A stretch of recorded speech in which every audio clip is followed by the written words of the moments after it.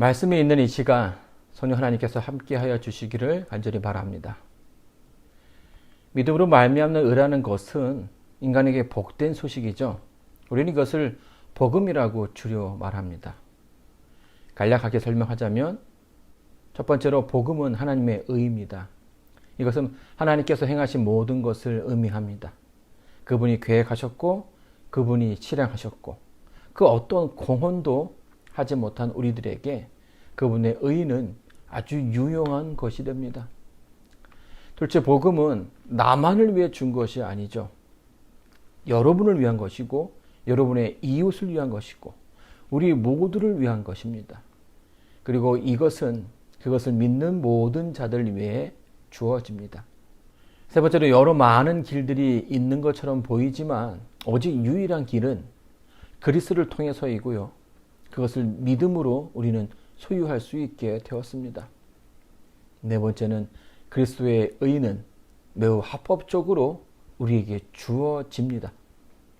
죄의 삭슨 사망이라는 율법의 요구에 내 죽음보다도 더 귀한 그분의 죽음이 그 모든 것을 해결하였습니다. 율법은 폐지된 것이 아니라 그 율법의 요구는 예수님의 죽음으로 성취가 되었죠. 마지막 다섯 번째는 복음에는 인간의 노력이 섞이지 않습니다. 믿음으로 구원받았지만 그 믿음 때문에 구원받는 것은 아닙니다. 모든 것은 하나님의 은혜이죠. 이것이 사도 바울이 말하고 있는 믿음으로 말미암는 의에 대한 정의라고 볼 수 있습니다. 그러나 그 시대에 모두가 바울의 이야기에 수긍하는 것은 아니었습니다. 이 놀라운 소식에도 불구하고 일부 유대인 기독교인들은 바울의 논리에 반대하며 여전히 유대인들이 자랑스러워했던 것을 버리지 못하고 있었습니다. 로마서 4장에서는 바울의 사역 가운데 만났던 세 가지 반대들에 대해서 언급하고 있습니다. 그러나 여기서 분명히 해야 할 것은 사도 바울은 행위나 할례 그리고 율법 준수 이 세 가지를 반대하는 것이 절대 아닙니다. 기독교의 신앙에서 필요되는 부분이라고 생각하죠. 다만 바울은 그것들이 구원의 수단으로 생각되어지는 것을 거부하고 부인하는 것입니다. 오늘날에도 많은 사람들이 이 부분에 대해서 오해하는 경우가 참으로 많죠. 첫 번째는 행위입니다. 믿음과 행함을 따로 분리할 수 없습니다. 믿음으로 구원받는다고 해서 어떤 행위도 하지 않는다라는 의미가 아닙니다. 구원은 믿음으로 받지만 구원받는 사람들에게는 나타나는 어떤 행위가 수반되어야 합니다. 구원에 대한 올바른 반응, 리액션이 있어야 한다는 뜻이죠. 성화에 가는 부분은 로마서 중반에서 많이 다루어지리라 생각됩니다. 두 번째는 할례입니다. 오늘날의 침례와도 같은 의미를 가지고 있다고 생각합니다. 바울은 디모데에게 할례를 받으라고 말을 합니다. 그러나 유대 총회에서는 이방인들에게 굳이 할례를 요구할 필요가 없다라고 발표합니다. 자, 그렇다면 왜 디모데에게는 받으라고 했던 것일까요? 그것이 문화적인 관습이라면 괜찮습니다. 그러나 구원의 수단은 결코 아니죠. 이런 사고를 바탕으로 하면 침례에 대한 정의가 아주 간단해집니다. 침례는 믿음의 고백이지 구원의 필수적인 요소가 아닙니다. 세 번째로는 율법을 지키는 일에 있습니다. 우리가 미국 법을 지킨다고 해서 미국 사람이 되는 것은 아니죠. 법은 그 나라의 시민이기 때문에 지켜져야 하는 것입니다. 구원과 관련이 없다고 해서 율법을 버리거나 무시해서는 안 됩니다. 우리는 율법주의, 또 율법을 지킴으로써 구원을 받는다는 사상을 거부합니다. 그러나 하나님의 나라의 법을 존중할 필요는 있습니다. 율법 준수와 율법주의가 다르다라는 것을 우리는 알 필요가 있죠. 이런 유대인들의 반대를 극복하기 위해서 사도 바울이 모시고 나온 사람이 바로 아브라함입니다. 로마서 4장 1절로 2절입니다. 그런즉 육신으로 우리 조상된 아브라함이 무엇을 얻었다 하리요? 만일 아브라함이 행위로서 의롭다 하심을 얻었으면 자랑할 것이 있으려니와 하나님 앞에서는 없느니라. 아브라함은 이스라엘 사람들에게 당군과 같은 존재입니다. 그로부터 이스라엘이 시작되었고요. 그의 삶은 하나님께로부터 인정받는 사람이었습니다. 그래서 유대인들은 예전부터 그를 존경하고 자랑스러워했습니다. 자, 그렇다면 그가 가진 굉장함은 어디에서부터 시작된 것일까요? 그런지 육신으로는 우리 조상된 아브라함이 무엇을 얻었다 하리요. 여기에서 육신으로라는 의미는 유대인으로서의 조상된 아브라함이 혈연적인 관계를 뜻하는 말이 아닙니다.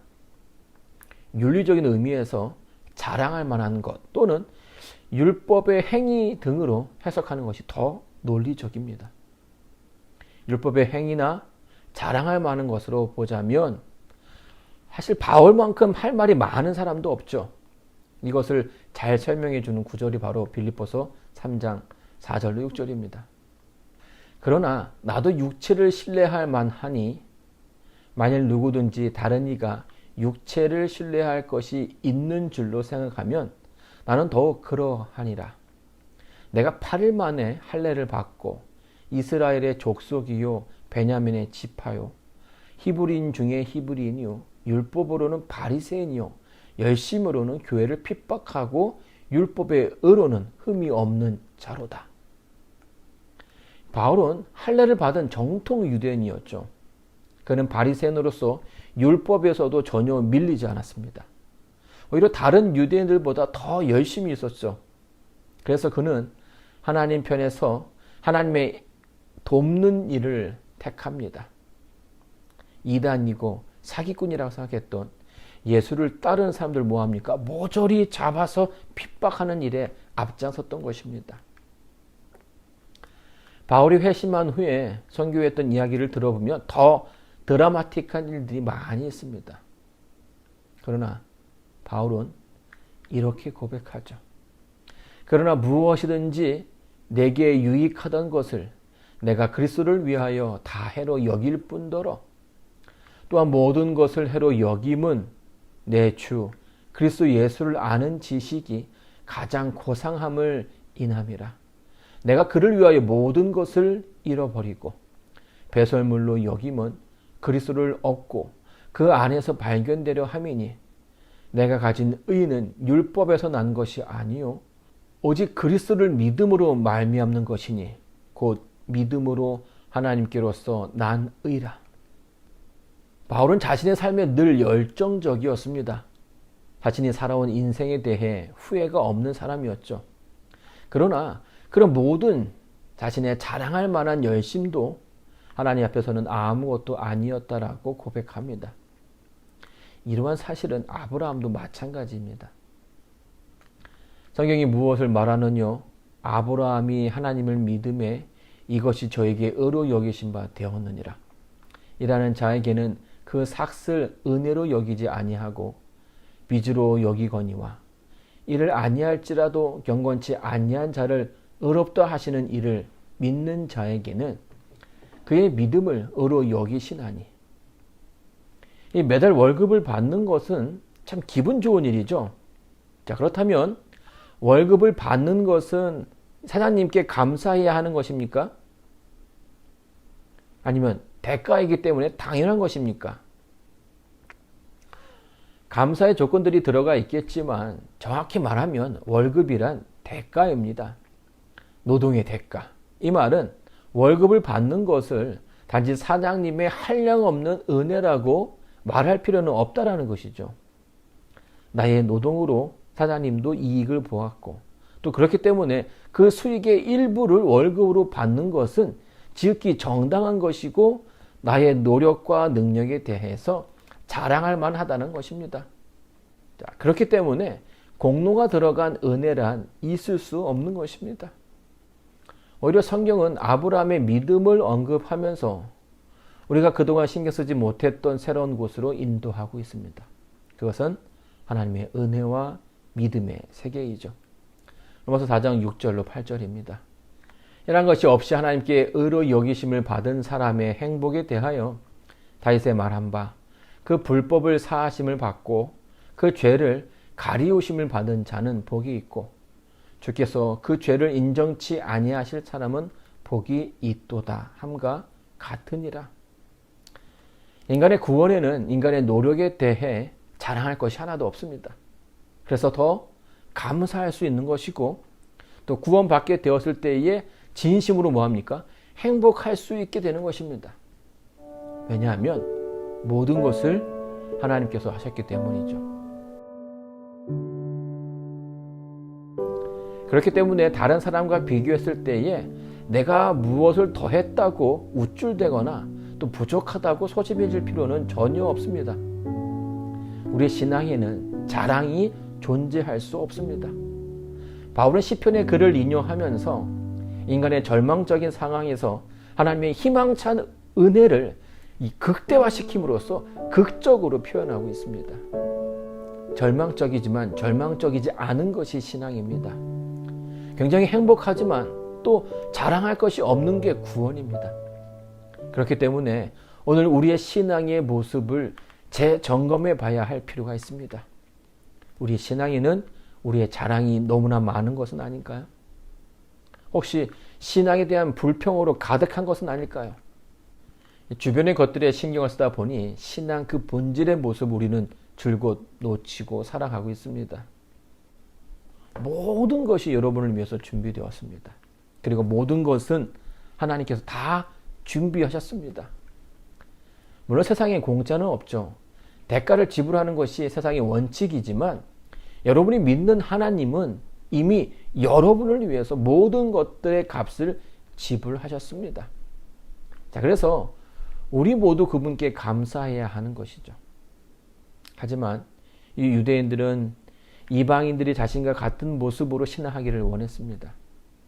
할례를 받아야 하고 율법을 지켜야 한다라고 얘기했죠. 그래야 구원이 있다라고 주장했던 것입니다. 로마서 4장 9절 10절입니다. 그런즉 이 행복이 할례자에게뇨 혹 무할례자에게도뇨 대저 우리가 말하기를 아브라함에게는 그 믿음을 의로 여기셨다 하노라. 그런즉 이를 어떻게 여기셨느뇨? 할례시냐 무할례시냐? 할례시가 아니라 무할례시니라. 다시 말씀드리지만 바울은 할례를 반대하는 것이 아니었습니다. 그래서 제자였던 디모데에게는 이 유대인들의 사역을 위해서 유대인의 문화인 할례를 받으라고 권했습니다. 그러나 문화가 아닌 구원의 조건으로 이야기할 때에는 말이 달라집니다. 이에 대한 자세한 설명은 사도행전 15장을 읽어보면 확인할 수가 있습니다. 교회에 들어오기 위해서는 반드시 할례를 받아야 한다는 것이 유대인들의 주장이었습니다. 왜냐하면 할례가 택한 민족으로서의 상징이고 구원의 표라고 생각했던 것이죠. 그들이 가진 전통에 대한 자부심을 모르는 것은 아닙니다. 그것을 포기한다는 것이 또 어떤 느낌인지도 조금은 알 수 있습니다. 그러나 성경의 가르침과 비교했을 때에 할례가 구원을 보장하는 것은 결코 아닙니다. 그래서 사도들은 회의를 통해서 이런 결론에 이르게 되죠.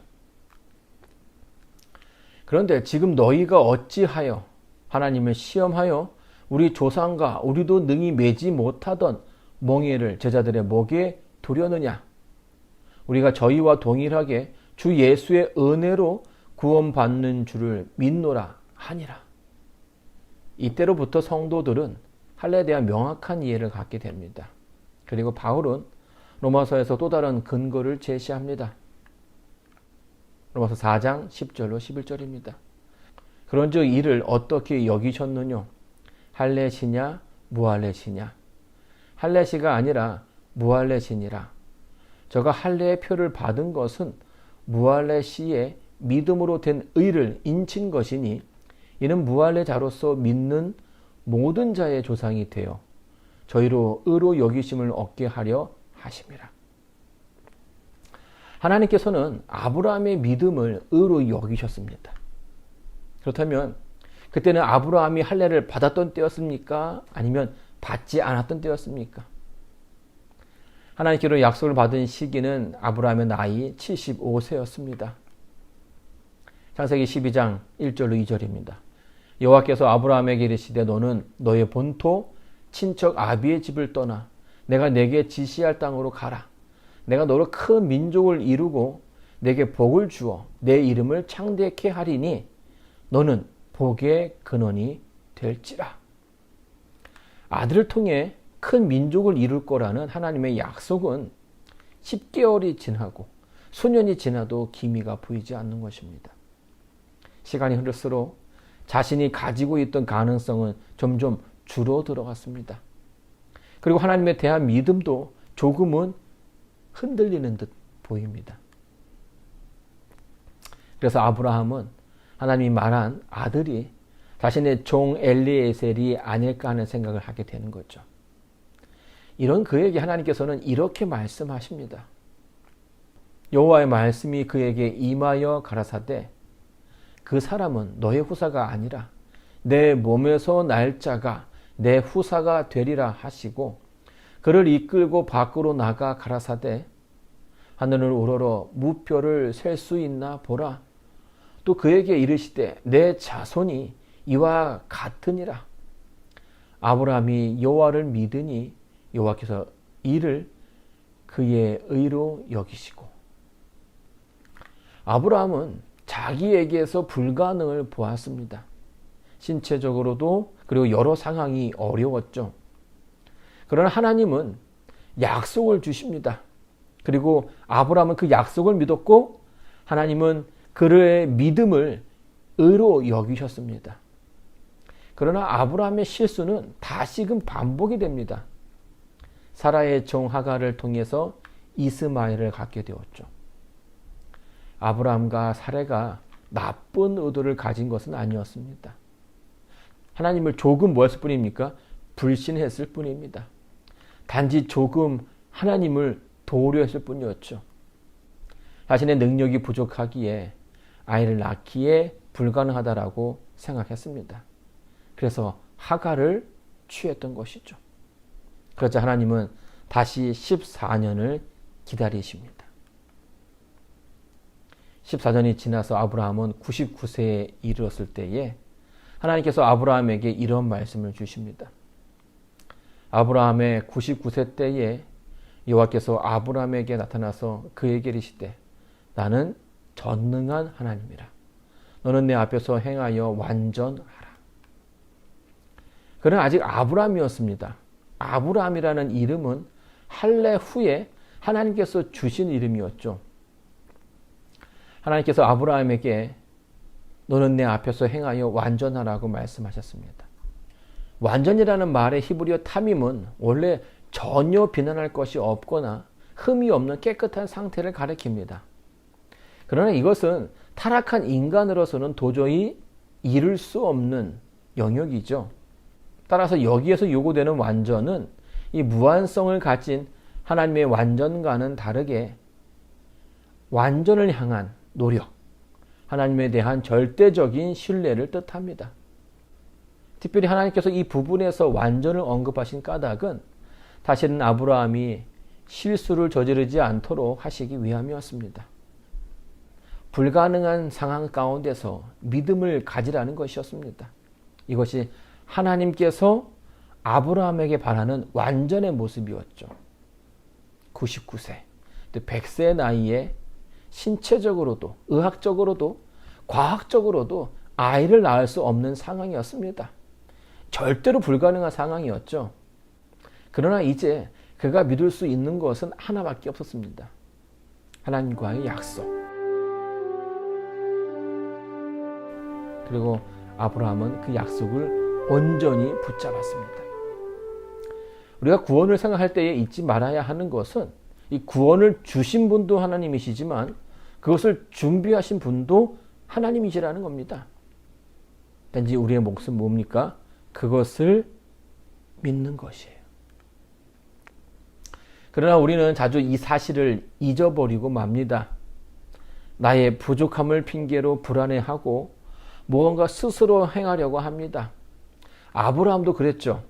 하나님을 돕는다는 명목으로 여러 실수들을 계속하게 됩니다. 그때마다 하나님에 대한 불신을 드러나게 되었고요. 계속 다른 무언가를 붙잡으려고 했었던 거죠. 이런 그에게 하나님께서는 오직 하나님만 신뢰하기를 바라셨습니다. 그것이 온전한 믿음이에요. 그리고 그 믿음의 증표로 뭘 주십니까? 할례를 요구하십니다. 할례의 의미는 약속이죠. 창세기 17장 10절입니다. 너희 중 남자는 다 할례를 받으라. 이것이 나와 너희와 너희 후손 사이에 지킬 내 언약이니라. 그가 100세에 아들 이삭을 갖게 됩니다. 그가 할례를 받고 아들 이삭을 갖게 되었지만 그것이 끝이 아니었어요. 그의 믿음에 대한 확증이 필요했죠. 그래서 우리는 17년이 지난 이후에 그의 믿음이 인침을 받는 장면을 보게 됩니다. 히브리서 11장 17절로 19절입니다. 아브라함은 시험을 받을 때에 믿음으로 이삭을 드렸으니 저가 약속을 받은 자로 돼 그 독생자를 드렸느니라. 저에게 이미 말씀하시기를 내 자손이라 칭할 자는 이삭으로 말미암으니라 하셨으니 저가 하나님이 능히 죽은 자 가운데서 다시 살리실 줄을 생각한지라. 비유컨대 죽은 자 가운데서 도로 받은 것이니라. 그의 믿음이 시험을 받게 되었지만 과거의 실패와는 다르게 아브라함은 그 어려운 시험을 무사히 통과하게 되었습니다.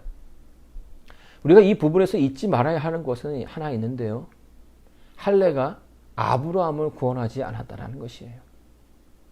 할례를 받았지만 그것은 구원의 보장이 아니었습니다. 그의 모든 행동은 믿음의 기초에서 행해졌습니다. 마침내 하나님을 온전하게 신뢰하는 가운데 나왔던 그의 믿음이 하나님으로 하여금 그를 인정하게 만들었죠. 그는 믿음으로 의롭다 함을 받게 되었던 것입니다.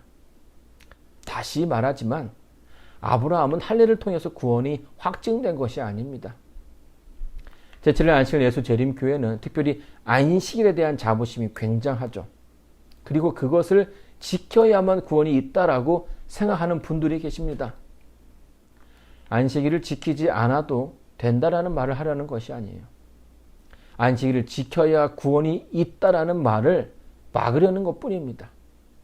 안식일에 담겨져 있는 의미는 할례와 같죠. 안식일을 지킨다고 구원을 받는 것은 아닙니다. 다만 생명의 주인이신 하나님을 믿고 행했을 때에 그 구원이 확증되는 것입니다. 믿음이란 불가능성에서 하나님을 보는 것이고 그분을 따라 행하는 것입니다. 아브라함은 하나님을 믿었지만 실수도 많았죠. 자신의 경험과 지식을 의지했을 때도 있었고요. 약속을 받고도 잘못을 한 적도 있었습니다. 그러나 그는 결국에 하나님을 믿는 길을 선택하게 됩니다. 부족했지만 결국 창조주 하나님을 믿는 믿음으로 그분을 따랐을 때에 그 모습을 인정하신 것입니다. 이 모든 것이 할례와는 무관한 상태에서 시작되었다는 것이죠. 저가 할례의 표를 받은 것은 무할례 시의 믿음으로 된 의를 인친 것이니 이는 무할례자로서 믿는 모든 자의 조상이 되어 저희로 의로 여기심을 얻게 하려 하심이라. 또한 할례자의 조상이 되었나니 곧 할례 받을 자에게뿐 아니라 우리 조상 아브라함의 무할례 시에 가졌던 믿음의 자취를 쫓는 자들에게도니라. 이러한 사건을 바탕으로 사도 바울은 아브라함이 믿음으로 의하여 의롭게 되었다라고 이야기합니다. 그리고 그것 때문에 믿는 모든 자의 조상이 되었다라고 말하는 거죠. 그것은 유대인뿐만 아니라 할례를 받지 못한 이방인들에게도 유효한 조건이 됩니다. 그래서 사도 바울은 갈라디아 3장 29절에서 말하는 것처럼 이 그리스도 안에 있는 자들은 믿음에 의하여 아브라함의 후손이며 믿는 자는 약속에 따라 하나님의 자녀가 될 수 있다라고 말하는 것입니다. 여러분 이것이 복음입니다. 로마서 4장 19절로 25절입니다. 그가 백세나 되어 자기 몸에 죽은 것 같음과 사라의 태에 죽은 것 같음을 알고도 믿음이 약하여지지 아니하고 믿음이 없고 하나님의 약속을 의심치 않고 믿음에 견고하여져서 하나님께 영광을 돌리며 약속하신 그것을 또한 능히 이루실 줄을 확신하였으니 그러므로 이것을 저에게 의로 여기셨느니라. 저에게 의로 여기셨다 기록된 것은 아브라함만 의한 것이 아니요 의로 여기심을 받은 우리도 위함이니 곧 예수 우리 주를 죽은 자 가운데서 살리신 이를 믿는 자니라. 예수는 우리 범죄함을 위하여 내어줌이 되고 또한 우리를 의롭다 하심을 위하여 살아나셨느니라. 사랑하는 성도 여러분, 창세기 1장 1절은 하나님이 천지를 창조하셨다라는 말씀으로 시작합니다. 여기에는 왜 하나님이 믿을 만한 분인지에 대한 설명은 전혀 없죠. 왜냐하면 믿음은 무언가에 대한 설명과 또 그것에 대한 이해로 시작되는 것이 아니기 때문입니다. 신앙은 무언가를 하실 대상에 대한 신뢰로 시작하는 것입니다. 우리는 창조의 이야기를 이해하고 믿는 것이 아니라 창조하신 하나님을 믿는 것입니다. 그렇기 때문에 그분이 하신 모든 것을 믿을 수 있는 것이죠. 그러나 많은 사람들이 하나님을 신뢰하는 것을 어려워합니다. 믿으려 하기보다는 이해하려고 하고 설명하려고 합니다. 여기에 인간의 지식과 경험이 더해져서 가능성을 높이고 노력하는 것입니다. 그러다 보니 믿음은 더욱 어려워지고 신앙은 까다로워지는 것입니다. 그러나 오늘 하나님께서 나에게 바라는 믿음은 이해가 아닙니다. 그분께서 바라는 믿음은 온전한 순종이죠. 인간의 이해와 논리를 뛰어넘는 믿음, 불가능이라는 상황을 뛰어넘을 수 있는 믿음, 그 믿음이 저와 여러분의 믿음이 되기를 바라면서 오늘 말씀을 마치겠습니다. 감사합니다.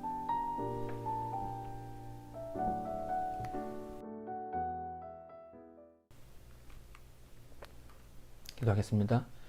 이제는 창조의 주체이신 아버지 하나님의 사랑과 하나님에 대한 믿음을 십자가에서 보여주신 예수님의 은혜와 마지막까지 우리의 믿음을 붙들어 주실 성령 하나님의 감화 감동하심이 죄된 세상에서도 하나님의 신실하심을 믿고 함께 기도하는 우리 성도님들에게 이제부터 영혼까지 함께하여 주시기를 바라며 믿음의 모본이 되어주시는 주 예수 그리스도의 이름으로 간절히 기도드리옵니다.